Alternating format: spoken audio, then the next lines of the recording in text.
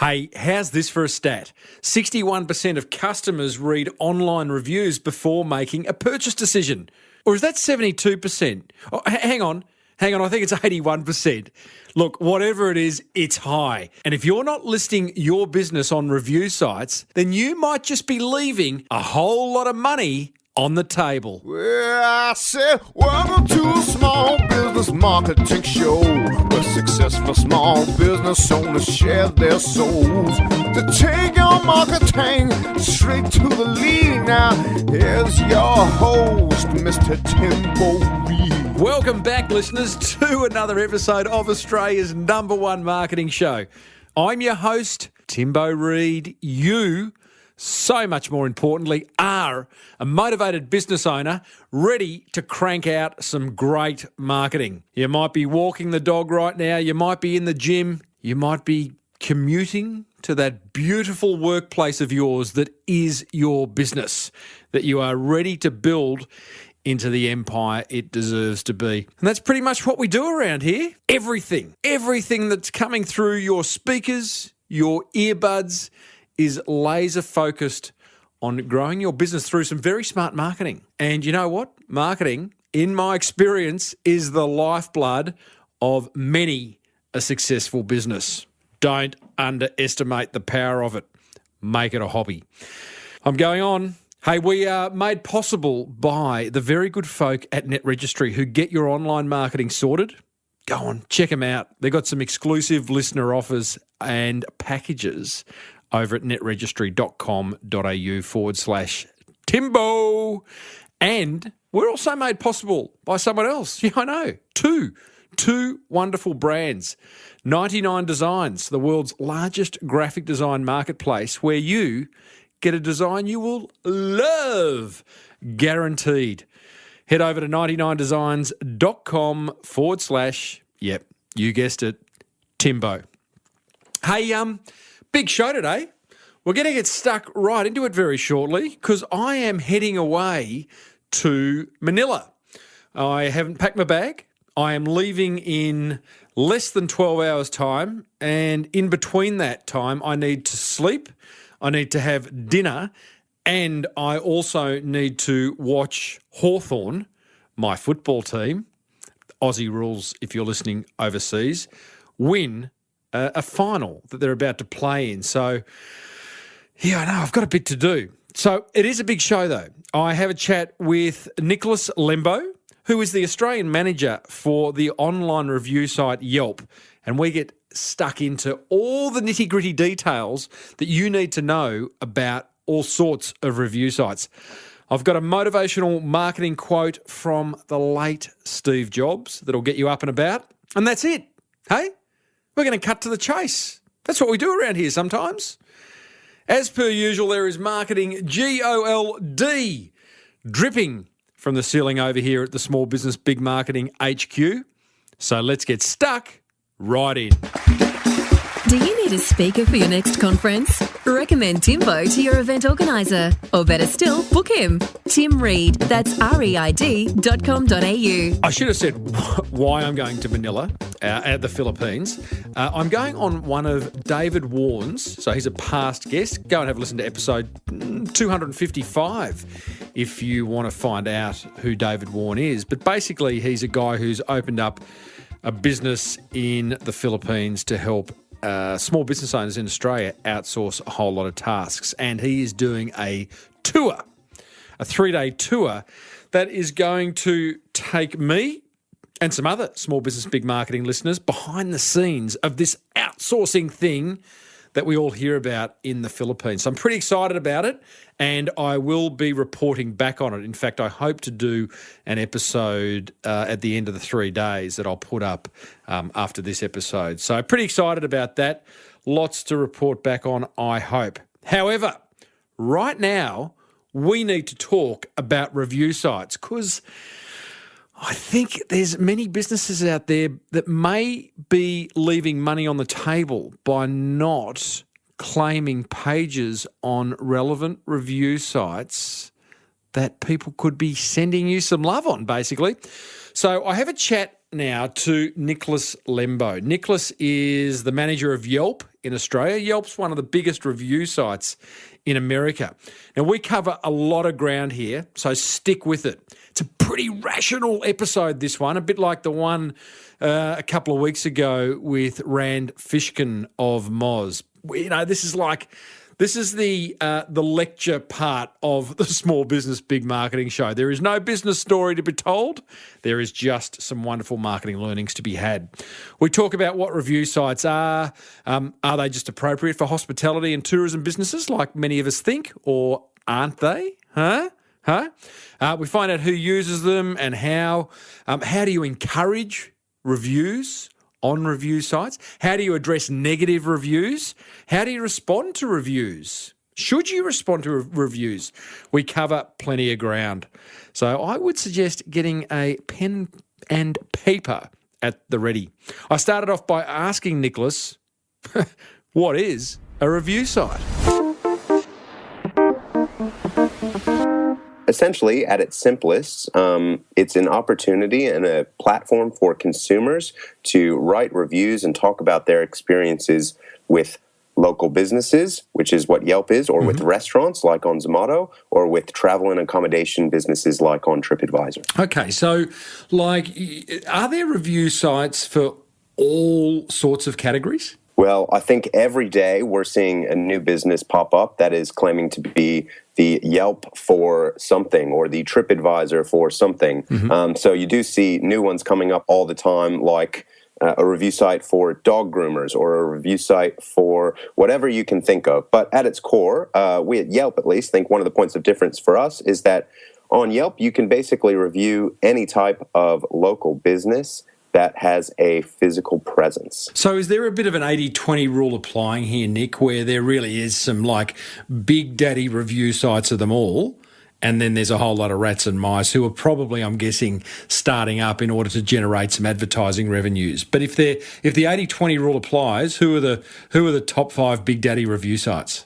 Yeah, sure.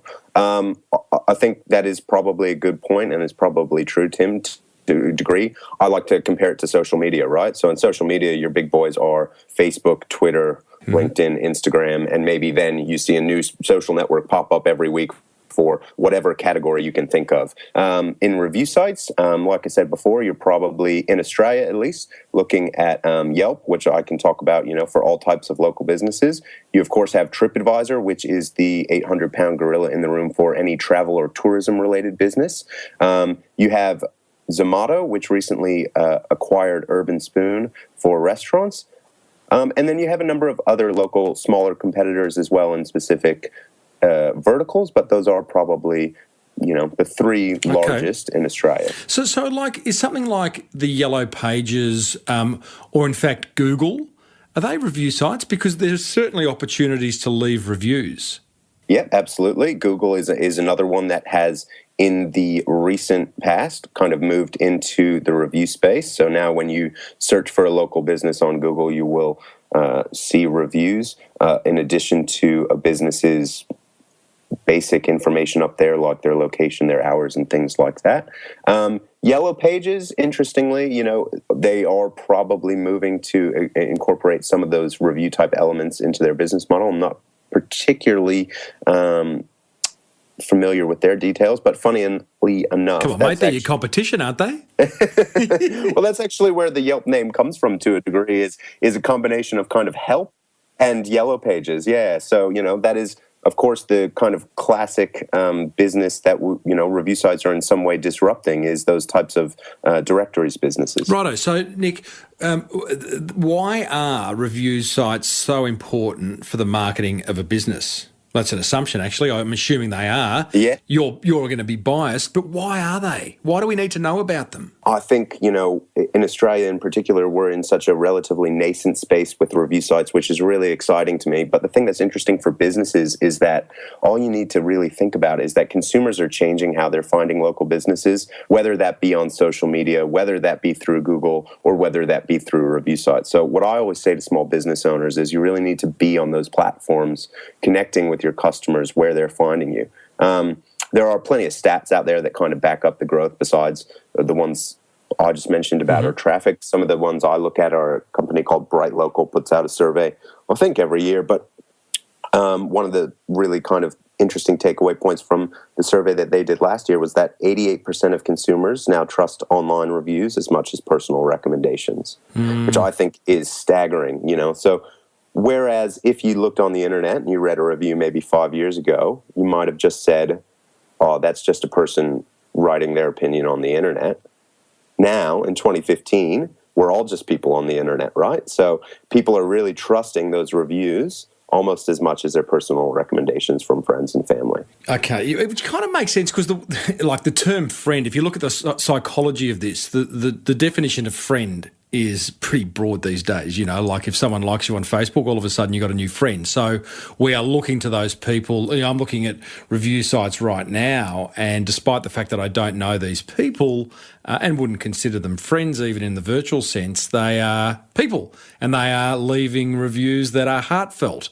And so you kind of start to emotionally engage with them.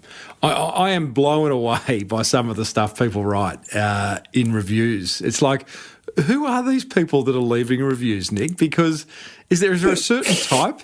I've been reading them just leading up to chatting to you, and some write prose, some write just tomes. Two big words there, by the way, but I wanted to up you with the nascent word because I've not heard that before. And they really get stuck into it. So is there a particular type of person? Yeah, I mean, that's really interesting. That is a real point of difference, we think, at least for Yelp, but other review sites, you see it as well, is we really go to great lengths to cultivate those people who are really writing lots of content, like you said, right? We have a group of what we call super users, which are our elites, is what we call them, and they're basically writing so much content on the site on a daily basis, and they are really contributing a lot of really rich and relevant content about great local businesses. So what we do to cultivate those people is we have community managers in Sydney, Melbourne, Brisbane, Perth, and Adelaide to actively bring those people together online and offline to find local businesses and to make sure that they're feeling energized and excited about writing lots of content online. But in Can I understand that? How do you actually cultivate strangers to write reviews? And isn't that influencing it in some way? Well, I don't think it's influencing it in some way. Basically, what these people who are the community managers are doing is they're going on, and on the Yelp site, just like on other sites, you can friend or follow people so that you see their reviews when you go to a local businesses. And they're putting together events so that these people who are engaging with each other online can actually meet each other face-to-face offline. Mm-hmm. But if you take a step back and look at some of the demographic information to get a kind of a wider picture of some of these people, we see a pretty interesting breakdown in that, these aren't just young people like they might be on other social media sites. We've got almost 60% of our users are 35 and over, and almost 80% have completed university. And the stat that's really most important, I think, for business owners at least, is that almost 40% have self-reported income of over $100,000 a year. So there are people that are spanning a pretty broad age range, and they've got a high level of disposable income. What do you think it's a general question because it'll be different for different people, but what's the psychology of someone who goes to so much trouble to leave not one review? I mean, I'm flicking through some of these review sites and there are people who have left 90, 150, 200 reviews. I mean, that takes time. Oh, yeah, it's a massive amount of time. I mean, interestingly, especially if you look in the US, some of the people who work for Yelp, started out as just using Yelp as users before and then have since gone on to join the company. If you talk to some of them wrote thousands and thousands of reviews as consumers before they joined the company. So, the psychology of it, like you said, is a really interesting aspect of it, especially with this group of super users like we call the elites that you've talked about who are writing hundreds of reviews. I mean, I talk to a lot of these people on a regular basis.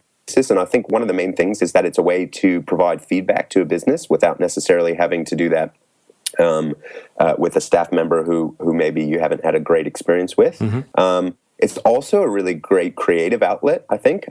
So if you've read that many reviews or you're seeing people who've got that many reviews, you'll have noticed, Tim, that some people, put a lot of effort into really making sure that their review is funny or it's useful or it's cool. And we actually have tabs on the site that if I'm a user and I'm looking at a random person's review, I can just click on it and go, hey, that was helpful. So they get upvoted and stuff like that. So there are those small incentives on the site to encourage that as well. Yeah, right. But I think equally it's just about helping people find good businesses to spend their hard-earned cash. It's a bit of a pay-it-forward type of thing, I think. Yeah, I think there's a bit of that. I think probably, as you're talking, I'm thinking it's probably also we love to express an opinion, and what better way of expressing an opinion than to leave a review? Do you find that there is a mix of, what's that, I don't know whether it's true or not, but, they say if someone has a bad experience, they tell 100 people, and if they have a good experience, they tell one or something like that. Is that the case with review sites, that most are full of whingers? That's actually, I'm so glad you raised that, because it's a question we get all the time, right? Especially from business owners who are worried if they get started either claiming their page or responding to reviews, that they'll be dealing with lots of negative feedback or they'll be responding to bad reviews all the time. But at least on Yelp, our stats show that almost 80%, about 78%, are 3 stars or higher out of 5. So overwhelmingly, and this is all publicly available information through our website as well. So it's it's nothing, no company secret or anything like that. Almost over 40% of the reviews are 5 stars out of 5. So overwhelmingly, people are coming to talk about positive experiences. Yeah, right. I think what's really interesting about that is because it mirrors, this is my opinion, how people use Yelp, the way they experience their interactions with daily businesses. So, for instance, where I go to get my coffee every morning, I know what that experience is going to be like, and I go there because I like it, right? So if I'm going online to write a review, it's been a great experience. Most of my experiences with businesses will be, neutral to positive, and occasionally you'll have a really poor one, but I think that's typically the outlier. Yeah, right. So, so just to continue that line of thinking, are reviews either extremely positive by nature or extremely negative? Because there's the kind of encouragement to write a review, whereas if you have a neutral experience, why would you just want to go and, I've got to leave a review for those guys? I just had a completely neutral experience. I think that's a good point. I mean, our breakdown shows, like I said, that about 40% are 5 stars, 25% are 4 stars, and then we see a small grouping at 3, 2, and 1 stars, about 11, 8, and 14% respectively. So I think people are encouraged to go on and share the news when they've had a great experience, like you said. Equally, if they've had a poor experience, they're going to say it.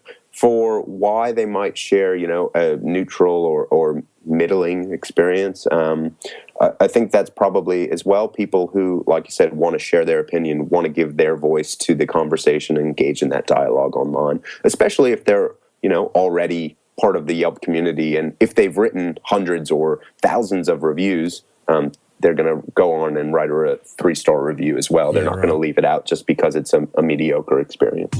Support for this show comes from 99 Designs, where dozens of designers compete to deliver a fast, affordable design you'll love.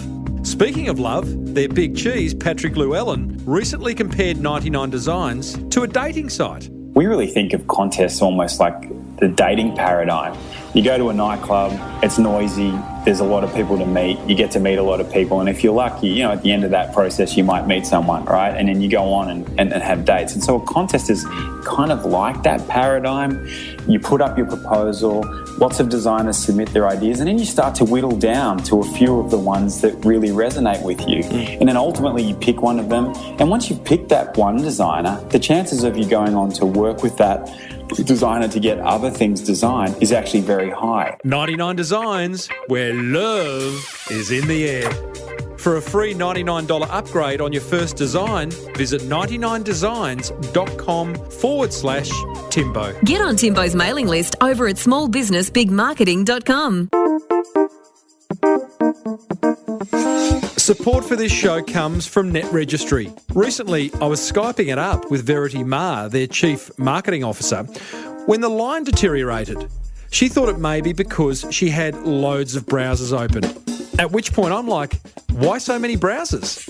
Well, because websites appear differently on different browsers. So if I run multiple, then I can get a sense of how our websites are tracking across different browsers and customers' websites. Net Registry, where attention to detail rules. Visit netregistry.com.au/Timbo for a website that works on, well, all browsers. Okay, so let's get to the pointy end here, Nick. By the way, listeners, speaking to Nicholas Lembo, who works at the Australian HQ of Yelp.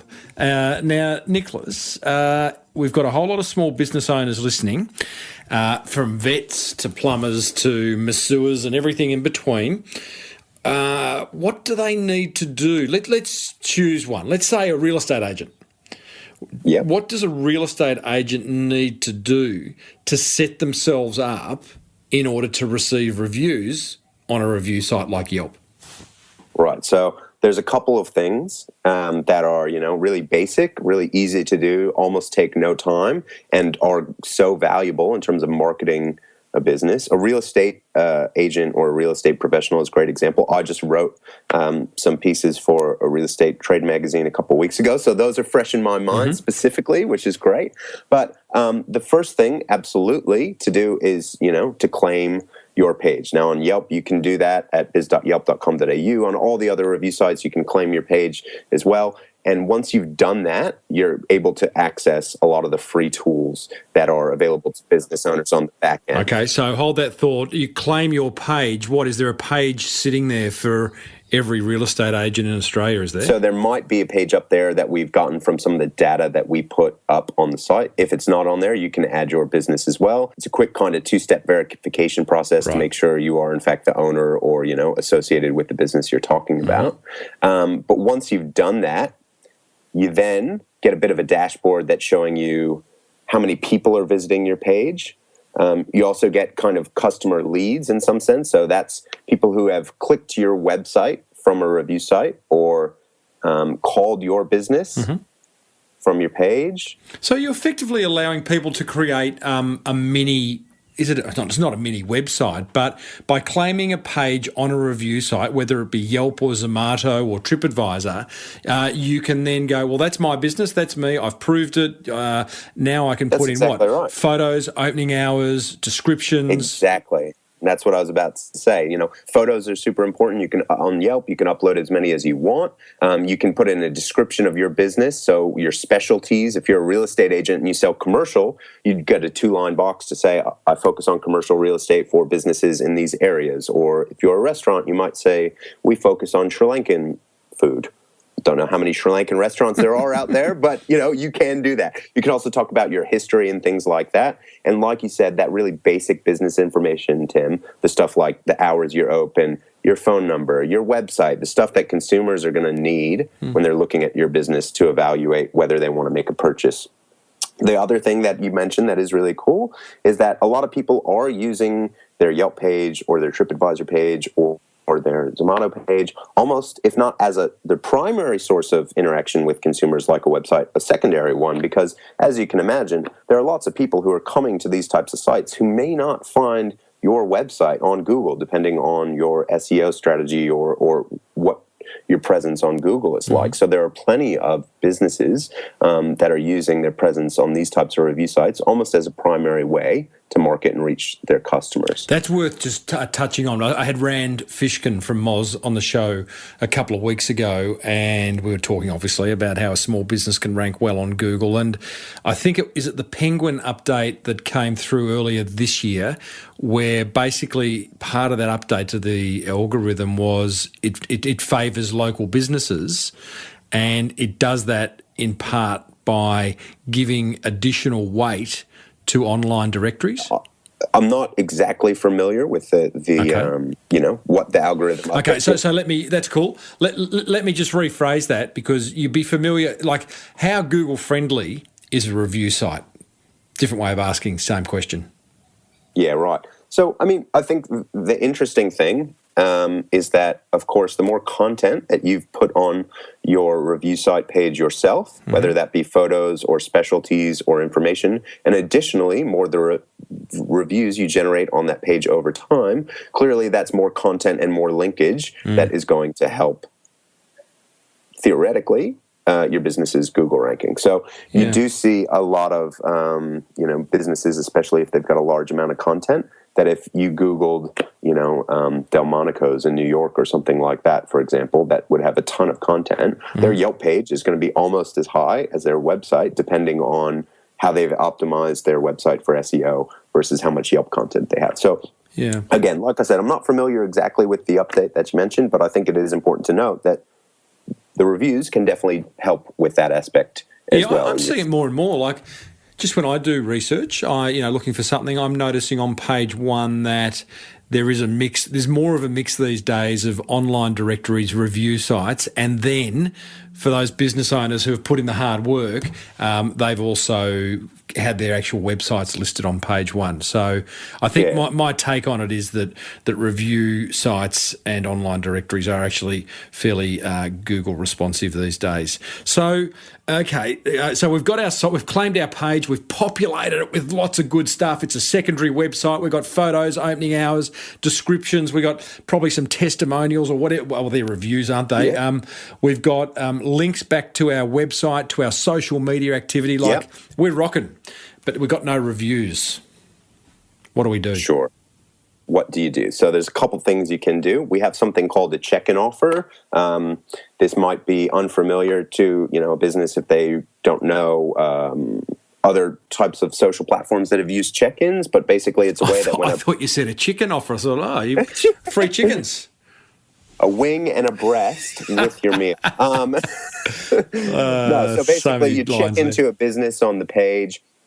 You can get a deal if you're a consumer, and the business owner can set that up. So it's a bit hard to describe what it looks like, but basically if you visit a page, they've got a check-in offer. I check into the business as a user. I share that on my Facebook and Twitter as well, and then I get a coupon to claim whatever offer they've made. The reason that's important for growing your reviews is because whenever I check into a business on my iPhone, the next time I log in on the desktop, I'm going to get a big bright reminder at the top of the page that says, you just checked into this business, your next review awaits. So you get a prompt to contribute a review. The other things that you can do that are a little bit more straightforward and really just kind of awesome common sense. I hate telling business owners how to suck eggs, but customer service is so important. We've done tons of studies on our site that say people who mention good customer service are 5 times more likely to write a 5-star review. So, that's really big for people, at least on Yelp, is great customer service. The other really obvious things are in your market, your physical and your digital marketing materials.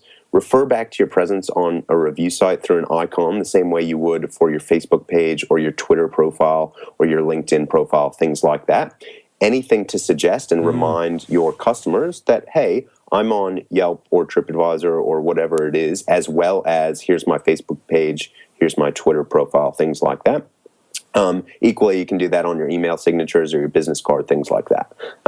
So anything to just basically remind customers of your presence on a review site. I reckon the big one too is just ask. I don't know whether enough business owners ask. The big banks and telcos are good at this. When you ring the customer service line and you finally get through, and then at the end they say, "Would you mind hanging on?" And leaving a rating or your feedback. It's like, oh, really? Yeah, I would. I don't want to. But, clearly that strategy works to some extent. So just asking, The thing that's a bit of a point of difference for us is that we actually suggest business owners don't solicit reviews. Now, this is a bit counterintuitive to a lot of people. But we do it for, totally. We do it for a couple reasons. So the first reason we do it is we know that when you start to either solicit or incentivize reviews, you can pretty quickly get into some tricky situations where customers are now starting to expect something for their reviews. So that can happen pretty quickly, and we know it's not a great position for a business owner. The other reason we suggest that business owners don't ask for reviews is because, like I talked about before, we are a community-driven site. So we know the most useful reviews for consumers are the ones that occur organically. And then the last point, which is really important to note, is we have something called an automated recommendation software that's running all the time in the background. And what that's doing is an algorithm that's looking for fake reviews. It's looking for reviews from business owners about their own business or about a competitor. It's looking for things that maybe just aren't that helpful. So that software, in addition to checking for fakes or checking for reviews that just aren't that helpful or rants or raves and things like that, it's also trained to look at signals if a review is solicited. So if you're asking I've got a for tagline for that software because the acronym is quite interesting. It's the Automated Recommendation Software. So it's got a pretty interesting acronym. You're right? You're with me? I see where you're going. Go. So it's like, don't make an ass of yourself. There we go. And that's the first time that that's been said, but I think that the messaging is correct. Yeah. We know why this is the number one marketing show in the country. Please, Nicholas, there's no more questions, really. Tell me, mate, okay, love it. Interesting. I like a bit of counterintuitive, argument, so I'll buy that one. Another thing, just to flip that whole idea of, like, getting reviews is, like, there's a whole lot of business owners listening, including me, and we love to get feedback, right? And that's what a review is, in a sense. It's feedback. I get a lot of reviews on iTunes, and I can't respond to them because iTunes doesn't enable that. But I read every single one. The one that was left last week about me talking too much, I had to move on from. But hey, listen, I still read it, and I go, you know what? Okay, I'll listen to that. But you know what I do? I then go and check because you can see what other reviews people have left. And invariably, the bloke who goes, you talk too much, he's gone and left, he's gone and bagged out everyone else. He's got the same comment in every other podcast. He's just got a big chip on his shoulder.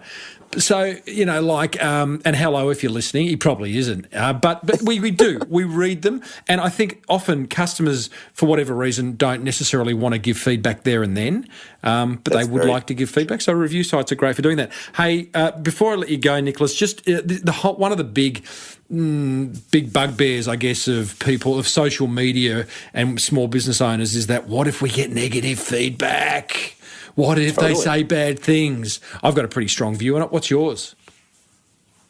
Couple things that I always like to say about, responding to feedback. The first is that choose the right tool for the job, right? So we've got, at least on Yelp, we've got public or private messaging. So a public comment goes right under a review. That's there for everyone to see. And a private message is exactly what it sounds like. So a private message is a great way to say thank you, or if you do have, like you said, Tim, a negative review and you want to respond to that, great way to get a bit more context.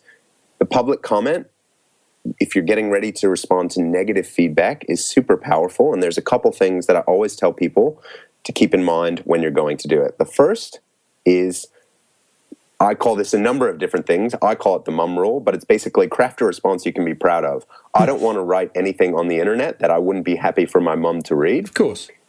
So that includes things like basic common sense, being polite when I respond to a review. So if I have a negative review and I respond, I make sure to stay calm. Whatever I do write, I make sure to write it in a diplomatic and polite way, and to thank that person for their feedback, even if I disagree with it.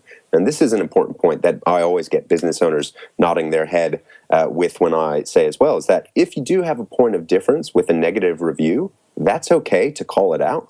Just do it in a polite and diplomatic way and say, thank you for your feedback. Disagree with your point about X because of these reasons, but thanks anyway. Hope to see you again soon. Or, if you're not a business that would see someone again soon, appreciate your business, things like that. Yep. If I'm looking at that as a consumer, I give the business owner the benefit of the doubt. Correct. And I think that's the most important thing, is that consumers don't just look at one negative review the same way a business owner, right? The seats of the business owner. The business owner is going to focus in on that one. The world's come to an end. The world's come to an end. Invariably, they might have 100 other 5-star reviews. It's on that one-star review. But it's like having beautiful skin and yet you've got one pimple on your nose. And that's consumers looking at all that other stuff we talked about before. They're looking at the photos you've got up. They're looking at how you've talked about their business. And they're looking at how you respond to those negative reviews as well. Yeah, totally.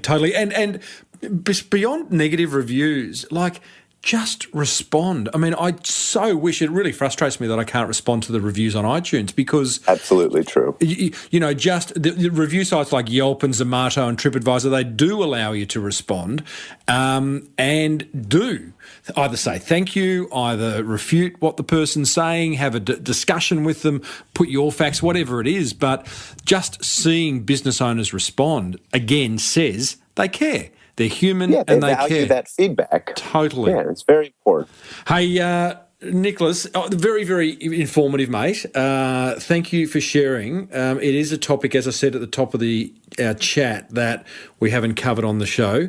Is there any aspect of this marketing strategy that I have completely looked over, or are we all said and done? I reckon we're set and done. And the one thing I could leave business owners with, like we just talked about, Timbo, is get started. It's easy. It's not scary. You can claim your page for free, and it's a great way to connect with consumers that are finding you on these types of review sites anyway. Yeah, good advice there.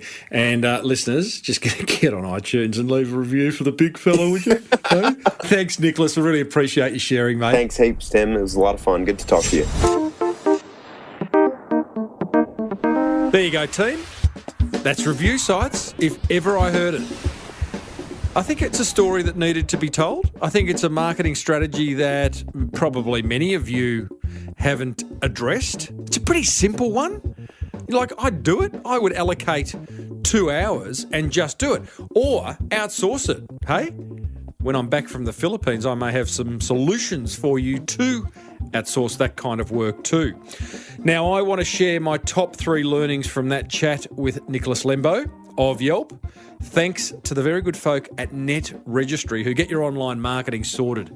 Head over to netregistry.com.au/Timbo and they have got some red hot listener packages for your online marketing. And 99designs.com/Timbo who will give you a very free, very, very free $99 upgrade to your design brief. Now, learning number 1. Go ahead and claim your page on review sites relevant to your business. Just do it. They're there to be claimed. You own them. I'd do that. Learning number 2, in claiming your page, be sure to make it as interesting and helpful as possible with lots of good content.